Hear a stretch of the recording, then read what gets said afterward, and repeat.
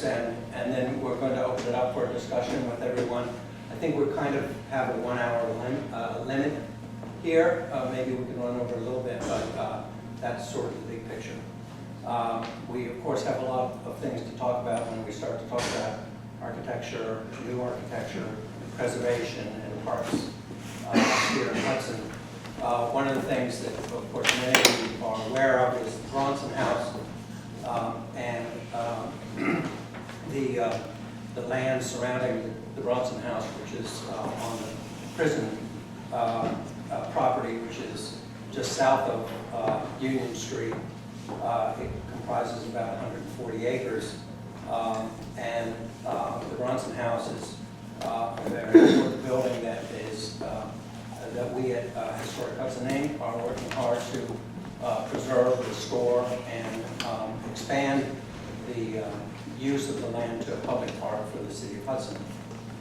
This image is of a footbridge, which is no longer in place, but formerly connected the Bronson House to 7th Street at Union Street. When we stand at the intersection of 7th and Union Street right now, we see the train track that goes across Union Street and on down to the water. This bridge, very near there, was formerly actually a carriage bridge, presumably designed by A.J. Davis, that had connected the Bronson House to the city at 7th Street and Union.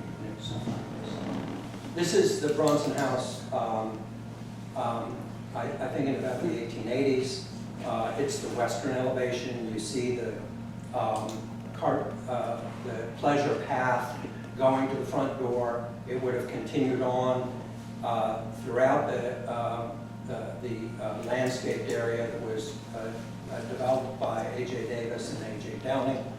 Many of the trees and certainly the landscape features survive there now, although this area, of course, has been heavily neglected since the state took over the property for the prison system. This is the beginning of the American interest in a natural landscape. It's not a landscape that is designed on a grid or in a formal garden. It is a landscape that fully engages the natural forms of the territory. And the appeal of engaging the natural landforms and appreciating them not for resource extraction or for exploitation, but really for honoring honoring nature. And this is really the birthplace of that, with A.J. Davis and A.J. Downing implementing this in 1839, 1849. This becomes the seed that later becomes the design for Central Park in New York. This is a view of the Bronson House prior to Davis's interventions in the setting in which you see it with the Hudson in the distance and the Catskills further. This was then heavily renovated by Davis in 1839 and 1849.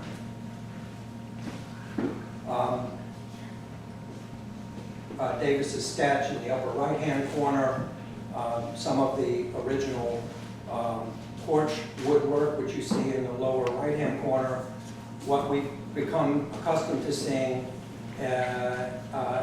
is porch filigree like this that's in cast iron or wrought iron. This is all wood. While we have, it's gone from the existing porch, we have fragments of each one of these pieces to restore and rebuild the porches, both the east and the west side. And next. This illustrates the pleasure paths that were created through the landscape. This is Union Street, and this is the railroad track. There was originally a cart path with over to the what's called the rustic bridge. Here was where the footbridge we saw. There was a cottage which has been lost, but this connection from the Bronson House to this intersection of 7th and Union is about the same distance as the distance from from 7th Street Park to, say, 5th Street intersection at Warren. It's a very short distance. If it takes 3 minutes to walk from the 7th Street Park to the intersection of 5th and Warren, it takes about 3 minutes to walk from the intersection of Union to the house. But because we don't have that access anymore, we have this long route. The only way that we can get there is around over to Worth and in this direction. And so our experience today for the Bronson House is that it's out in the country someplace. But in fact, it's actually very close and very much part of the city. Next, please. And next. This illustrates the boundary of the existing prison property, which is about 160 acres total, 40 used, 120 not used approximately. Goes down to 9G, which is 3rd Street extended, over to Worth Avenue. This is Union. This is the railroad track. And this line is actually the line of the city of Hudson. So all of this property is actually in Hudson proper, and what we're trying to do is to work with the state in order to develop this surplus acreage, which is not used in the prison, and to develop a park which would have an immediate connection to 7th and to Worth, and also hopefully to Court Street here, Court Street extended. So we're working to preserve the building. We're also working to try and develop this park.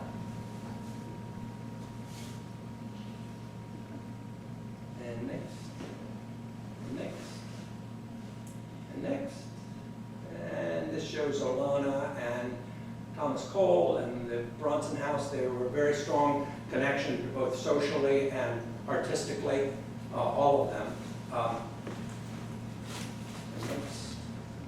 This is sort of the existing condition of Bronson House today. This is the north elevation, in which we've taken efforts to restore the windows throughout the entire building. We've stabilized the roof. And next. This takes us back to the footbridge and the pleasure path on the left. And next. And this is the rear porch, which you can see the center hall going through. It's possible that this is Frederick Church on the west veranda. Had he been sitting there a little bit later in the 1870s, he would have been able to have seen Olana. He started Olana, I guess, in the 1870s, and that visual and cultural and artistic connection between Bronson House and Olana is, of course, very important. This is the east elevation as it exists today, and you can see the condition of the front porch. We're going through many efforts right now to continue the restoration on the south side. We're doing archaeology and fact-finding to learn more about the landscape as it was developed by Davis and Downey. This, of course, is the staircase of this fantastic building. This actually dates to more or less to 1812 or 1811 with a later 19th century handrail, but the shape and the form of this is 1811, which is pretty remarkable. We talk about the potential for parks in Hudson, and there are many. Matt will address this in greater detail, the other possibilities that we have for parks in the community. one of the points that I'd like to make today is about sidewalks.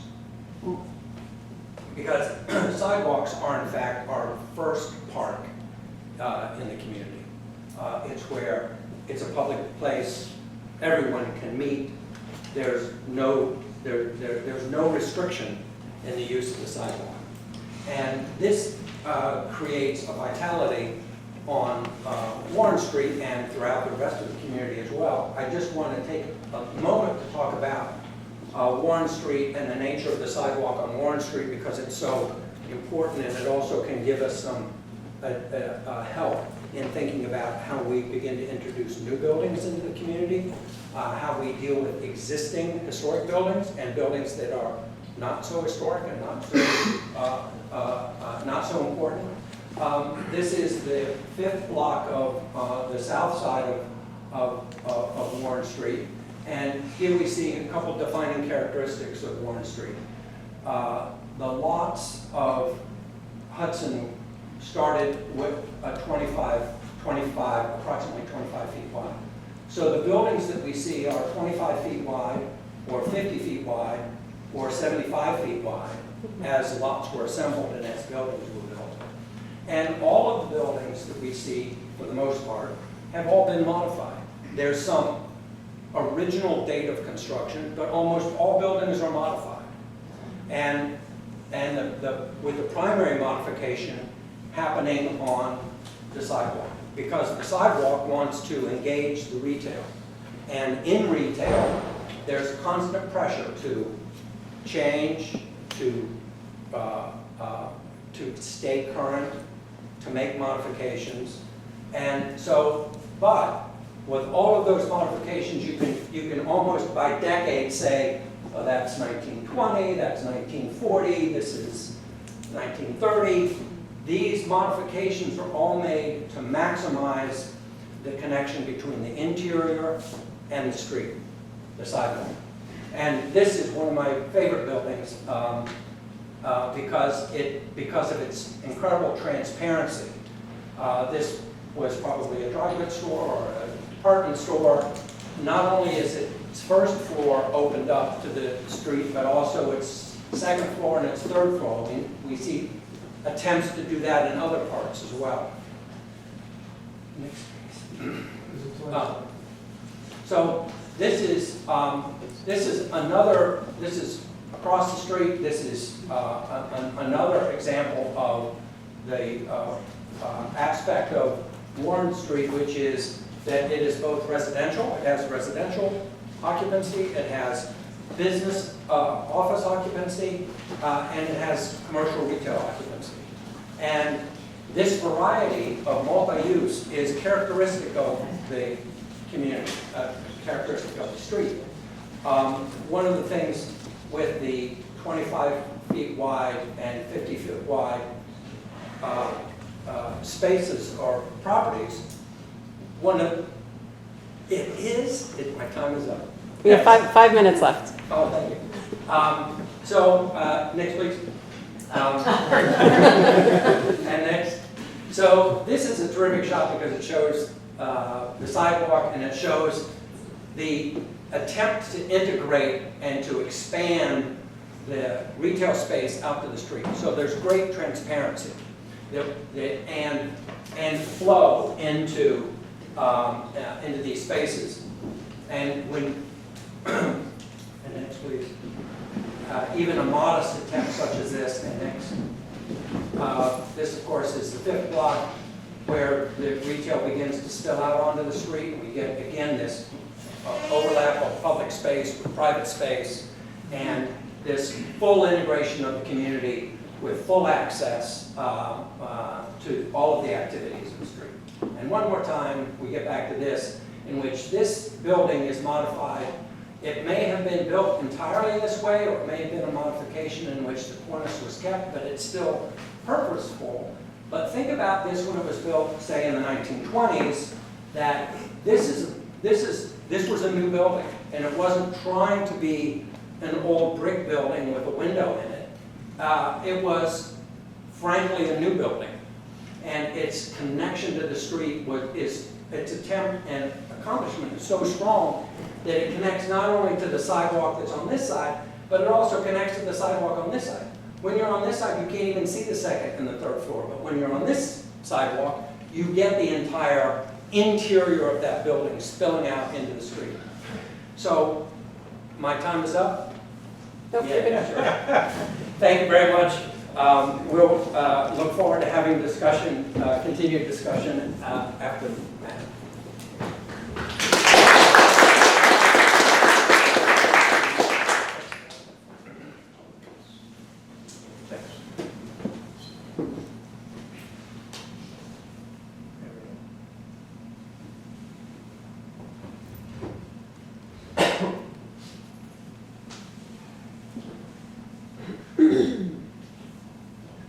Well, that comes up. Yep, that looks good. Thank you, everyone, for coming here. There's a much bigger crowd than I thought we'd get. Jonah, Aaron, thank you both, and Hudson Hall for organizing this event. Thank you for your generosity. Chip, thank you for your generous offer to include me. And in particular, thank you for giving me a whole week to prepare. Also very generous. But fortunately, I only have to talk for about 8 minutes. Is that what I have? So I'm going to race through some stuff. But Chip, you set things up really great because, and we've had some great conversations over the last week about our love of and respect for the historic environment here. But this discussions here in Hudson often start with historic preservation, and the city has to be about a whole lot of things. So you can't start with any one aspect of a city and make it work by simply adding the other pieces to it. Everything fights everything else, and there's a synthesis or a compromise or some unification that has to happen if the city is going to become a vibrant, forward-moving place. Excuse me. So you guys have seen this before, and I just wanted to make a point here since Chip was talking about sidewalks. Sidewalks are parts of streets. It was one of the first lessons of urban design training, is that streets aren't the paved part where the cars drive. Streets are building face to building face. Sidewalks are part of that. And one of the basic problems I'd like you to see here in Hudson is that the cross streets aren't good cross streets for a number of reasons. One is that the blocks the other direction are very long. And so on the cross streets, 2nd Street, 3rd Street, 4th Street, you get mostly the sides of buildings. The blocks are very short. If you do get a building frontage on a side street, it's often a very lonely, singular building, and it doesn't feel like a whole street. So I'd love to see our cross streets become better streets, almost every one. 3rd Street continues out of town, but whoever wants to walk or ride a bike down there, it dead ends here. 4th Street dead ends at the courthouse and the library. That's a nice formal access. You can snake your way out of town here, but then 5th Street dead ends at both ends. 6th Street dead end, am I pointing in the right place? At a building, and it does leave town at the other end. Dead end on 7th and 8th. I mean, so we really have a problem connecting across town and even moving into the rural or natural landscape beyond. So just to kind of tie Chip's point in here, and I want to couch this in the context of whenever we have a project here in Hudson, we're kind of grateful for it.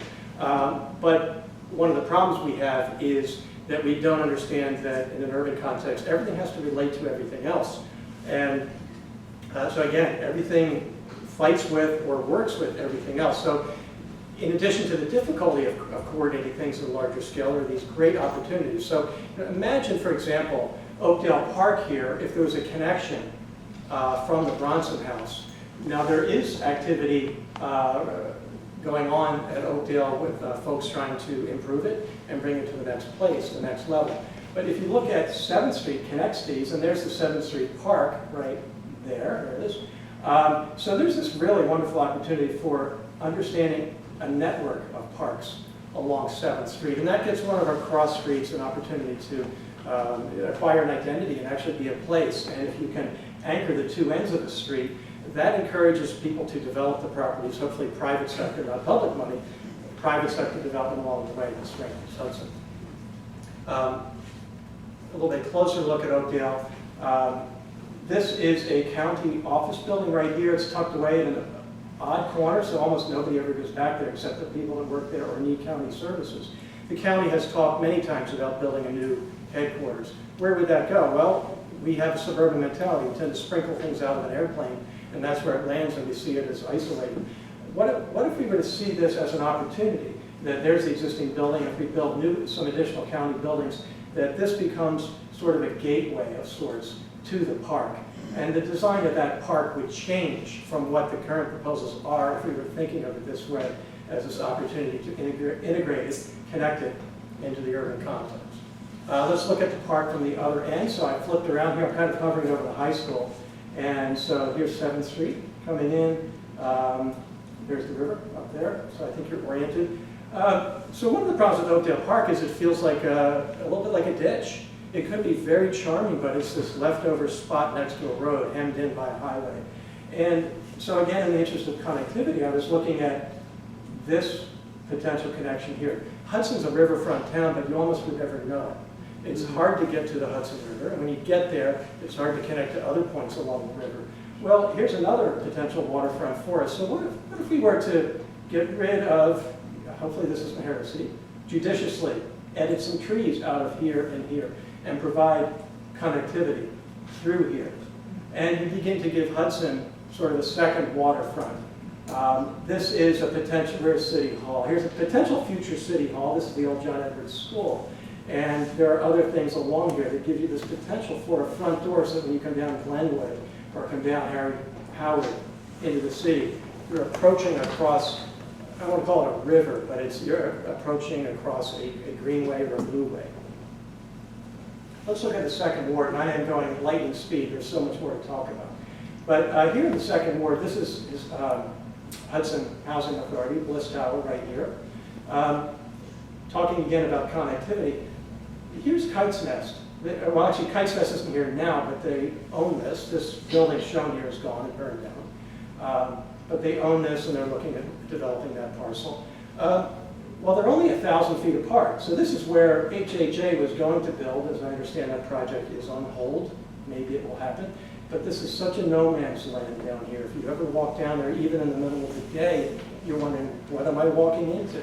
And if you turn the corner and go down here, it's just a hole in the ground almost. So you don't feel like you're connecting with anything else. So just very quickly, I'll transition here to the grand master plan. What if we were to look at an opportunity to use Kite's Nest as sort of an anchor to connect to Bliss? And I'm showing a fuller build out of the Bliss site, an introduction of an additional street. So that now you take Kite's Nest, and I believe Promise Neighborhood, we're talking about putting it on that corner.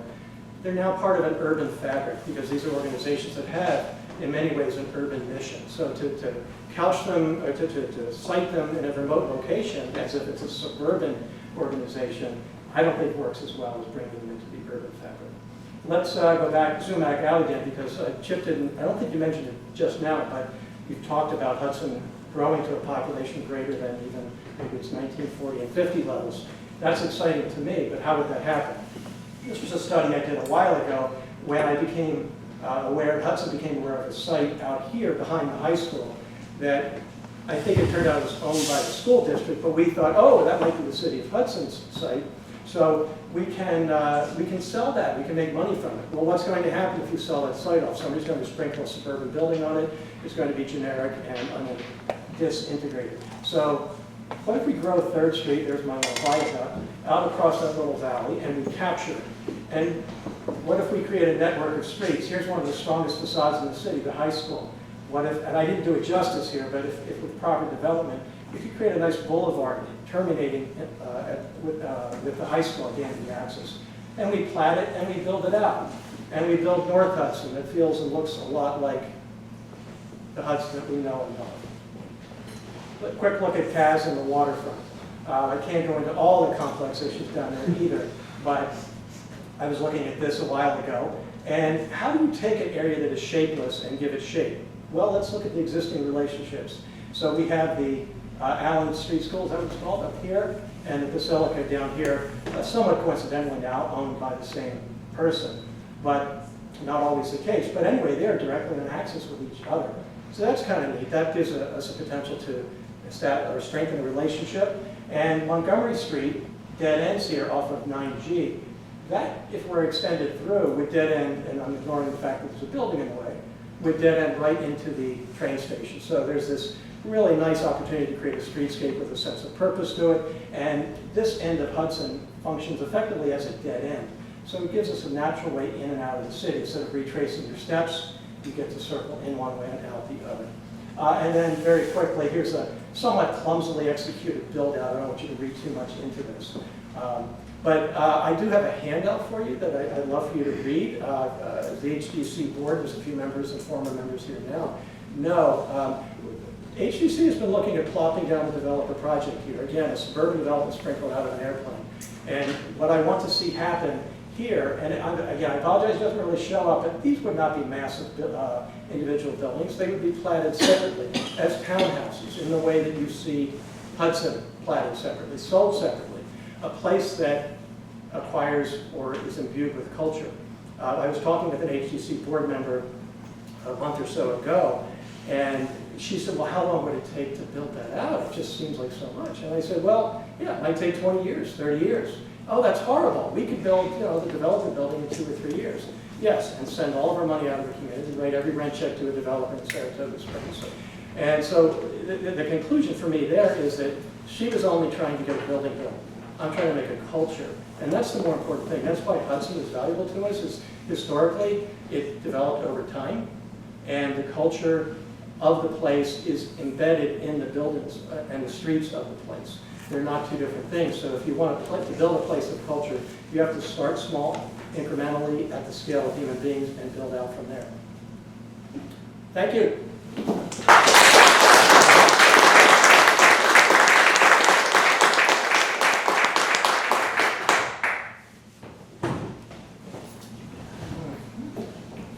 So do we have a moderator, or are we queuing? I'm the moderator. I'd love to hear, we would love very much to hear what you all have to say and think. I think that it's really important that we have dialogue in our community. It's not a one-way ticket. And so we like to have a discussion, and I see an immediate volunteer. Thank you both, that was terrific. I have a small question really. In the program it says that you anticipate Hudson will grow to a population greater than its early 20th century industrial boom. How did you come to that conclusion? What data did you use? My understanding is that our population is shrinking.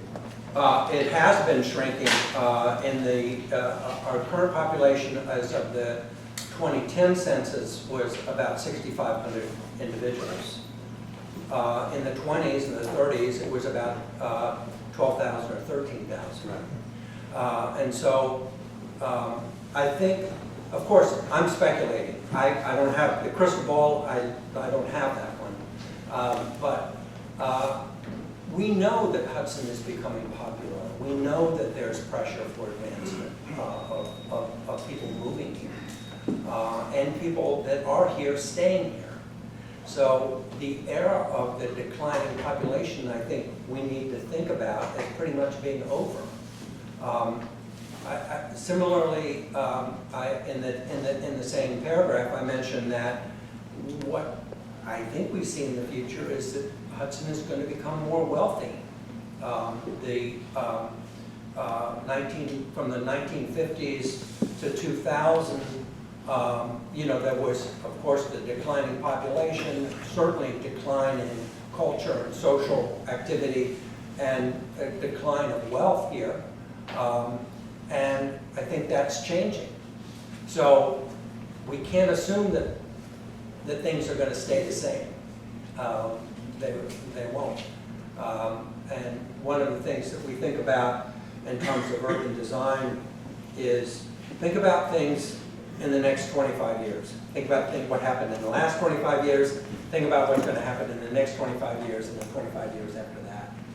And preservation is not just about preserving a building, and it's not just about preserving bricks and mortar. It's about preserving the culture of Hudson and the life of Hudson. And one of the things that we have here is incredible diversity. We do have, and always have had, the reason I mentioned the wealth of the whaling period is that there was great wealth at the same time that there was great poverty at that time. We have that today. We'll no doubt continue to have that. But how do we make that better? And one of the ways I think that we make that better is that we have better parks, and we have better sidewalks, and we have a better public sphere, whereby everyone that lives in the community can be engaged. I love walking up and down Warren Street and seeing this great diversity of magnificent buildings, magnificent single-family homes, obviously built by extremely wealthy individuals, immediately beside very, very modest, multi-use, multi-family, some retail, some apartments, and they're connected by the sidewalk. And that's not just a physical connection, but it's also a cultural connection. You kind of have taken us into a conversation about making an equitable city. And this is actually, if I had a longer time period, I would have gone with that as my central point, because we have such an inequitable model of urban development right now, and it's based on attracting people from outside the city, and this isn't just Hudson, this is everywhere. We attract people from somewhere else with money and bring them in to build, to occupy, to put the stores in, and we give them tax breaks to do it. And the people on the margins stay on the margins. To put a very fine point on it, Warren Street works according to a traditional urban model pretty darn well. You have people living over their shops, making a living with their store downstairs. People on Columbia Street and State Street aren't allowed to do that. Why not? Are we an equitable city? Are we? Then why do you have to move to Warren Street and pay Warren Street rents in order to cut hair, groom dogs, offer secretarial services? Why aren't we allowing people to run businesses in their homes or in their apartments as they need to? So as we move into the future, if you want to preserve Hudson, let's preserve what put Warren Street on the map and has made it work in the first place. Warren Street was planned, but only to a certain extent. After that certain extent, it was an accident. There was a lot of stuff happening ad hoc, as you've already noted. Storefronts constantly getting changed. Buildings that were residential on the first floor getting turned into shops. Peter Spear, who's been running the Future Hudson Talks at the library, has done a great job of bringing some speakers in to talk about these things. A couple weeks ago, there were some folks from the north side of town asking, how are we ever going to afford Warren Street? The answer is you don't. The answer is you make Columbia Street and State Street the next Warren Street by empowering the people there. So as we move forward and we talk about zoning, changing Hudson's zoning, if we're going to maintain residential only zoning in poor neighborhoods, what we're doing is consigning poor people to remain poor. I want them to be part of Hudson's future. Great point.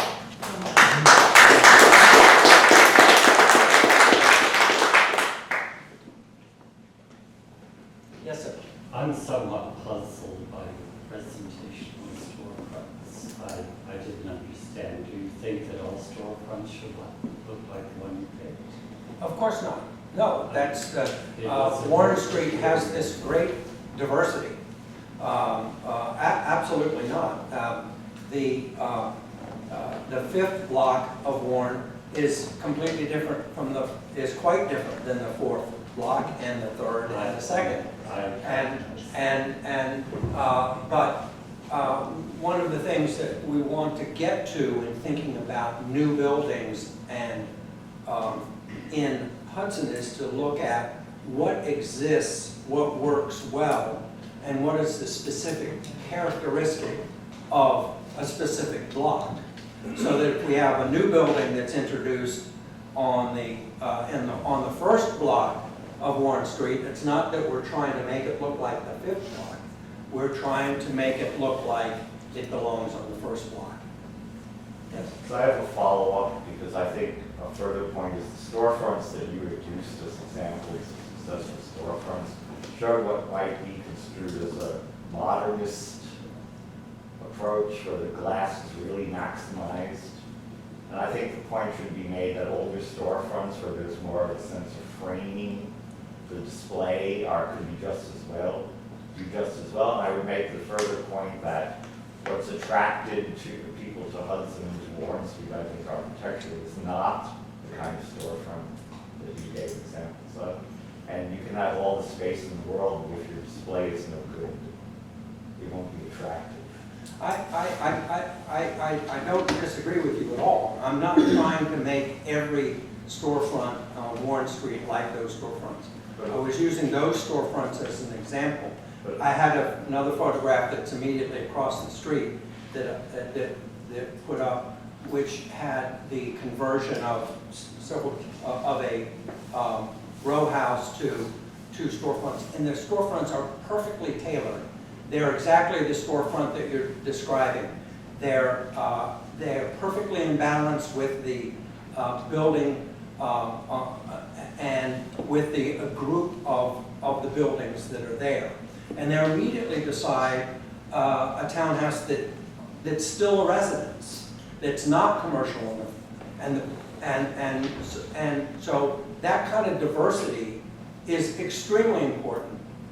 But would you then favor new buildings sort of via the so-called principle of contrast, that a new building could not ever be mistaken for an older building, it should be deliberately contrasting, or be in a modern style, whatever that means? Yeah. May I ask as your attorney? Sure. Chip pointed out that these are 25-foot wide, plus or minus, properties, and this is also what I'm advocating down on the Cass site and elsewhere. We don't want to dictate in any way what people do. If we object to somebody colonializing the front of their building and it's 25 feet wide, we might say that's awful, or we might say it's well done. If they do a modern example, that's fine too. The point here is you don't, we've been in this mode in America of legislating aesthetics because we think development has to take place a block at a time, and if it's that big, we better govern what it looks like, and let's make sure it has polite little dormers and so forth on it. What I would say, and I think Chip will agree with me, is if you have people making decisions, different people making decisions in 20 or 25-foot increments, some of them are going to get it right, some of them are going to get it wrong, some of them are going to be somewhere in the middle, and it gives us something to talk about, and it's over time that we sort it out. I was just thinking this morning about visiting Barcelona with my wife a number of years ago, and you walk through the oldest neighborhoods there, they're totally ad hoc. Some of the fronts of those buildings actually weren't the fronts. The fronts sat back from the street and they added rooms on, and it was only over time that it became what it is. And architecturally, by the way, a lot of these neighborhoods are very architecturally incorrect. But what you notice is the texture and the overall experience. So, hope that helps you. I'd like to speak as both of your attorneys and say that the idea here is very clear, and I think this photograph behind them illustrates this perfectly. There's a building in that photograph that is so out of scale with the rest of the city, but it's also the LMB building. It's also what announces Hudson when you're looking for it from outer space. You go, oh, there's Hudson. And so what I'm hearing is that as long as you manage the scale and the increments, the style is secondary, less important, because the granularity, the texture and qualities of the street are maintained. And that's, I thought you said that beautifully. It's exactly right, and we're talking not simply architectural scale, as you know, but this is an inherent scale. So if you don't want a town that's populated by Target and Walmart or Gap or Starbucks, whatever, then the essential economic development should be the home. Because people develop small things in their home, and they tend to develop things that serve the neighborhood and the locality, so you don't have a need for parking. They live with what they're building, so they have to look at it and what the neighbors look at. The reason why we have an ugly Citgo station up on the 7th Street Park is because whoever owns that lives nowhere near it. But if you mix commerce and residences in a way that is truly integrated with each other, people start to care in a much different way at a much higher level about what they're making. the other increment in Warren Street, and we're not just talking about Warren Street, we're talking about other streets in the community as well, but because each one of them has their own defining characteristics and their own idiosyncrasies. But on Warren Street, you have buildings that are 25 or 50 or 75 feet wide, but all the buildings are vertical. They achieve a verticality. They're right beside each other. And while Warren Street is a linear and a horizontal experience, it's composed of vertical parts. And all of those vertical parts are tremendously varied. And that's a great richness that we have on Warren Street because of that. And to reinforce what Matt said about development over time is far more productive than immediate development, immediate large-scale development. So when we think about the potential for development that we have here in our community, and I really genuinely believe it's coming. It's coming because the population will increase and the wealth will increase. It's just going to happen. If we develop in small increments rather than in large increments, our community will be better for it. And it will be more consistent with what we really cherish right now. Yes? Could you talk, Matt, I know you have a lot of thoughts on this. Could you talk a little bit about your vision for the waterfront when you're thinking about parks? I know you only had a short time in your presentation, but I think that's something that a lot of Hudson is thinking about with the DRI and other plans that are taking place now. Can you narrow that a little bit? Well, okay, so just think about it in terms of connectivity and parks. Still too big? Well, I'll address one piece of that, and I've addressed it on my blog, Hudson Urbanism, a little bit. And here, this is representative of our tendency to do things in separate pieces. We have a causeway which may or may not become permanently dedicated to truck traffic. That truck traffic has to drive right past the front door of the Basilica, as you well know.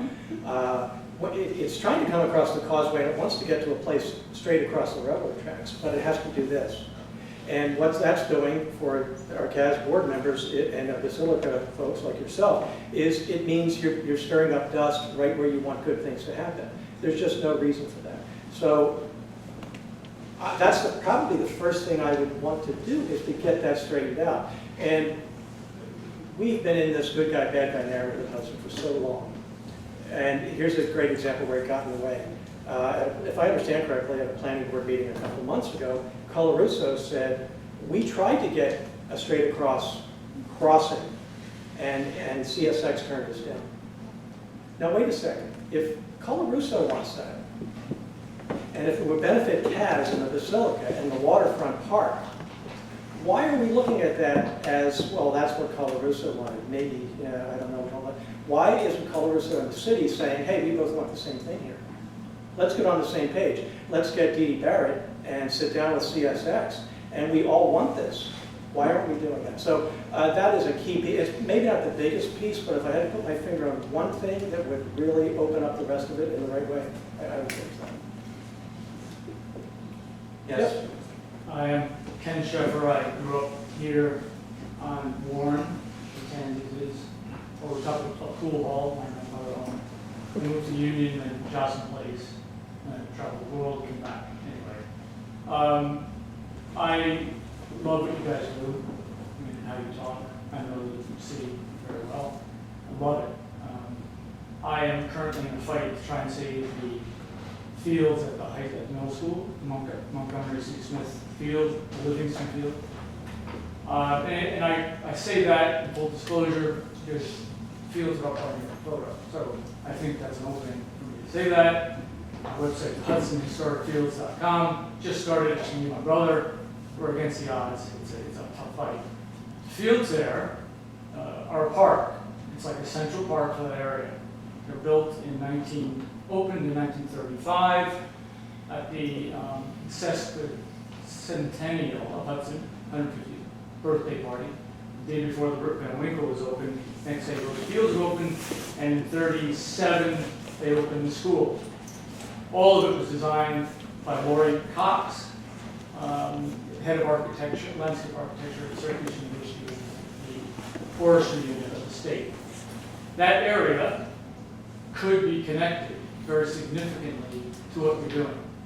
If it's preserved, right now the Board of Education wants to slam in a monster baseball field there.